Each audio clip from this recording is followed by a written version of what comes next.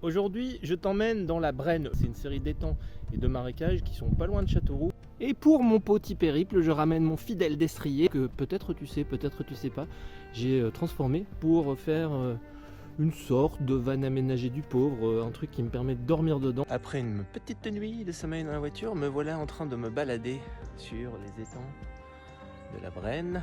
Et comme tu peux constater, il n'y a pas d'eau. C'est assez flippant en vrai. Pendant le Jurassique, la mer recouvre la Brenne. Quand elle finit par se retirer, elle laisse du calcaire et de larges lagunes qui oxydent les quelques reliefs riches en métaux. C'est ce qu'on appelle le grès rouge. Les fleuves et rivières y serpentent, encore une grosse vingtaine à notre époque, dont l'Indre et la Creuse. Ils emportent les boues des monts d'Auvergne.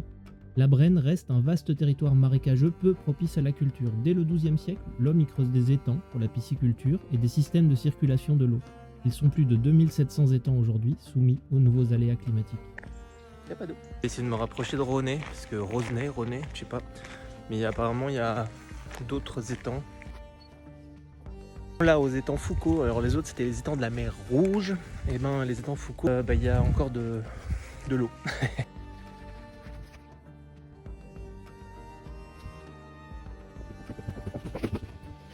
Oh, mais attends. Oh. Ah non, c'est un canard.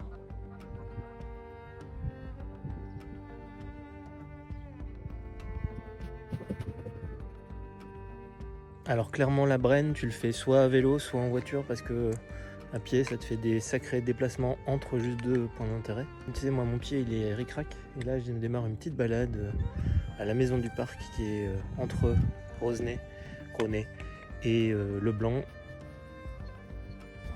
Ça fait plaisir. Par contre j'ai bien mal aux pieds, 3e jour de marche. Bon, le chemin, lui, il est pas mal, mais il y a quand même un gros bout de route. Et ça, j'aime moyen. La balade s'appelle la route du grès rouge jusqu'au château. Et en fait, ouais, c'est vraiment du grès et il est rouge.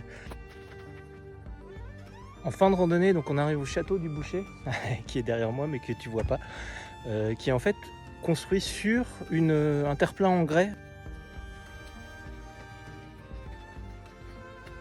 Toute la pierre de cette région, regarde, tiens, je te montre.